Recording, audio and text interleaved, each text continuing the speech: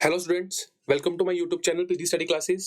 और आज हम करेंगे part fourth of our revision lecture series. जो इकोनॉमिक्स की हमने सीरीज चला रखी है उसका पार्ट 4 करना है, जिसके अंदर हम चैप्टर मनी को कंप्लीट डिटेल के अंदर देखेंगे। ठीक है ना।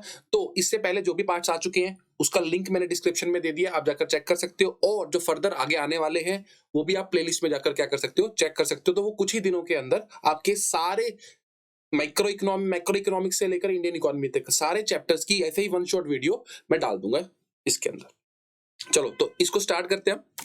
देखो, सबसे पहला क्वेश्चन हमारे पास क्या है। Anything which is accepted as medium of exchange is called. देखो, कोई भी चीज अगर उससे हम एक्सचेंज पॉसिबल कर पा रहे हैं तो उसको हम क्या बोलते हैं, उसको बोलते हैं मनी।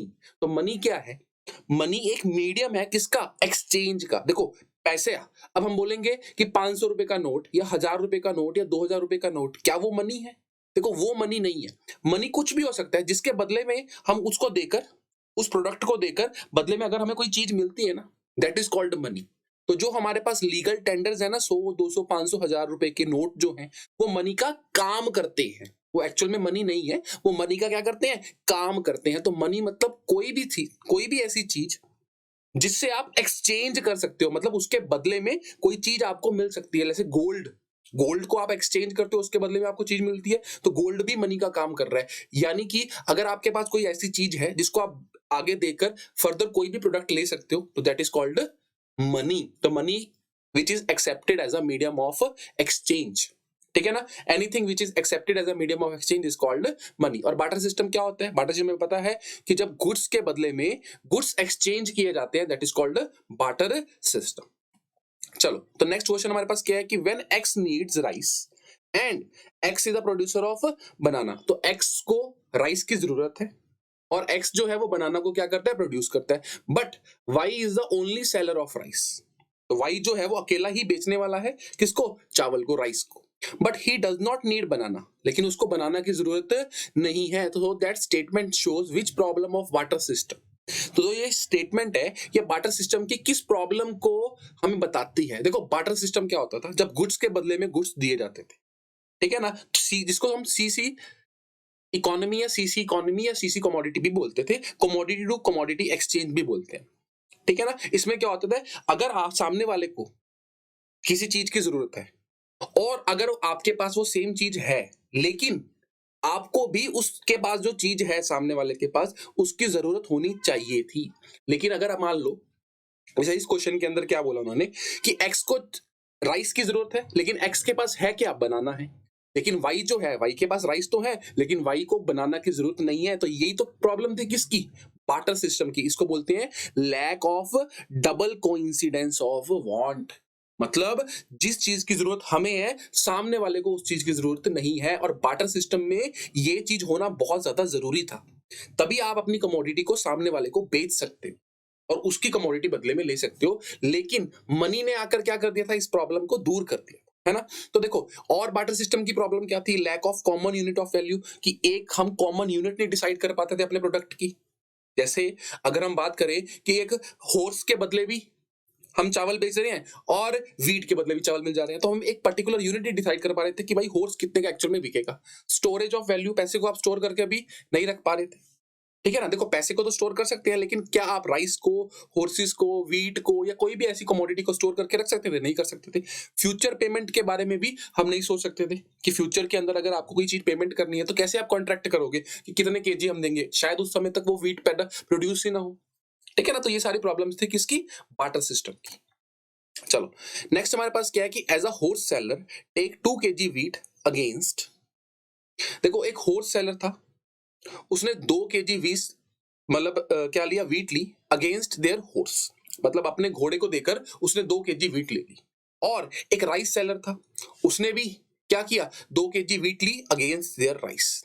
तो ये किस प्रॉब्लम को बताती है? ये बताती है lack of common unit of value. देखो, इसमें बार्टर सिस्टम में क्या था, कॉमन यूनिट नहीं थी कि एक चीज एक्चुअल में उसका प्राइस कितना है। ये किसके ऊपर डिपेंड करता था कि दूसरे वाले को उसकी कितनी जरूरत है। तो एक व्यक्ति ने क्या किया, अपना हॉर्स, अपना घोड़ा दे दिया सिर्फ 2 kg वीट के लिए, और दूसरे ने सिर्फ चावल दिए 2 kg वीट के लिए, कि डबल कोइंसिडेंस ऑफ वांट होना जरूरी था। तो ये किस प्रॉब्लम को बता रहा है? Lack of common unit of value.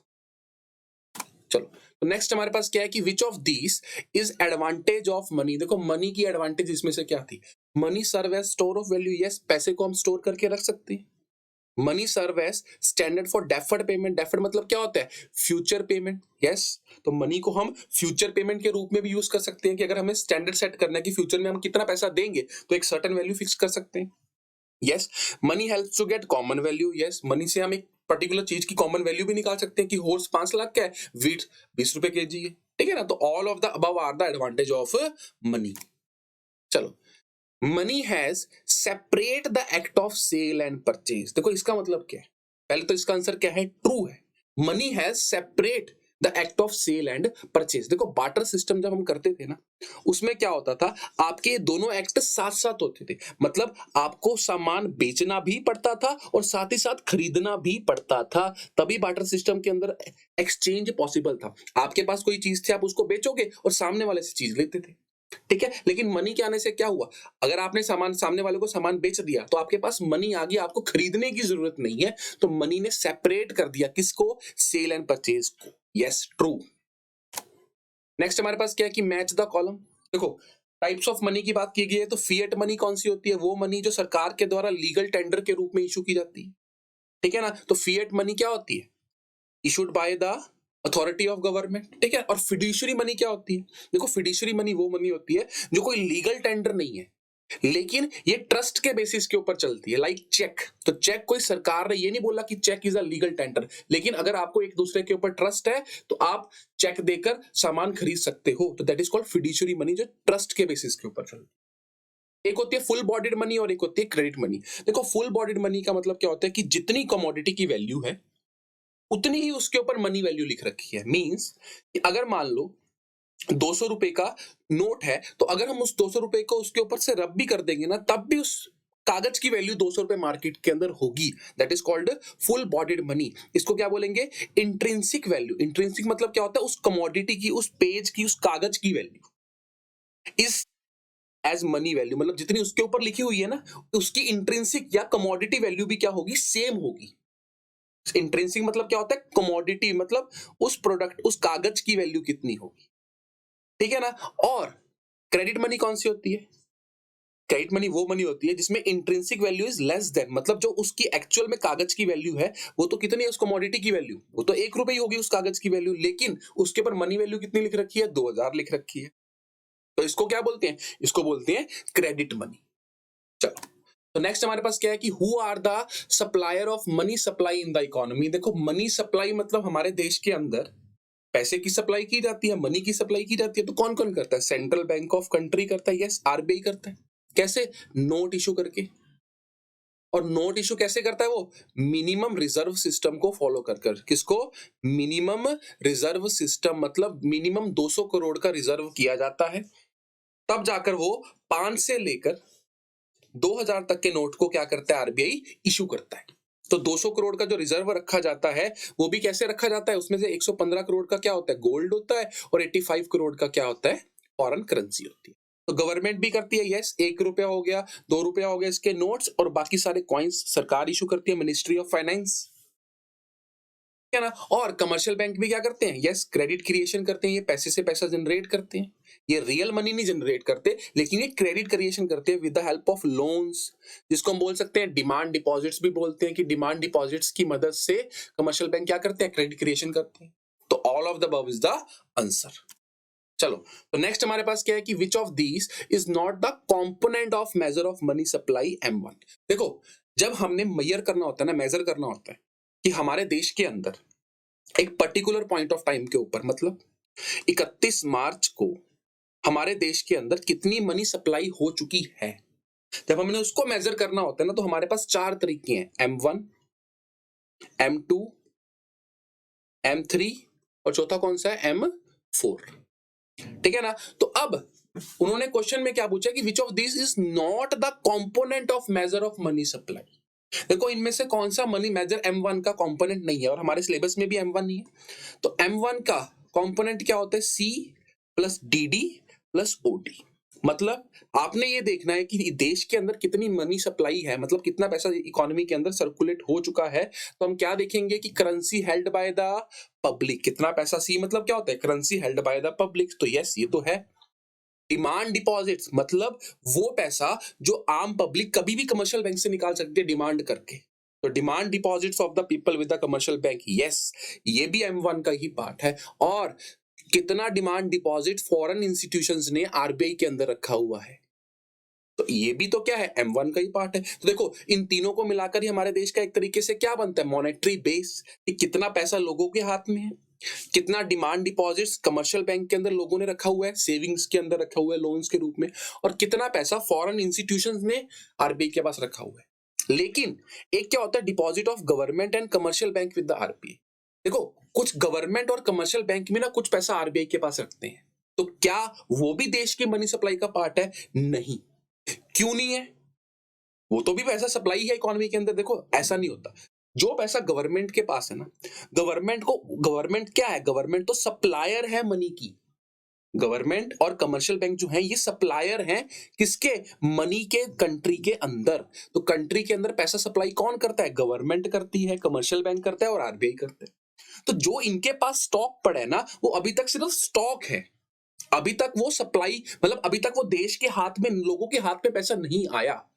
जो इनके पास पैसा पड़ा है उसको इंक्लूड नहीं करेंगे। हाँ, जब ये लोग इस पैसे को इकोनॉमी में डाल देंगे तब वो पैसा, तब हमारे देश की मनी सप्लाई क्या हो जाएगी, बढ़ जाएगी। और जब ये निकाल लेते हैं टैक्सेस के रूप में, सरकार निकाल देती है, तो तब मनी सप्लाई क्या हो जाती है, कम हो जाती है। तो जो इनके पास पैसा है ना, वो हमारे देश की मनी सप्लाई नहीं है, क्योंकि उससे हमारे देश के अंदर कोई भी इकोनॉमिक ट्रांजैक्शन नहीं हो रही।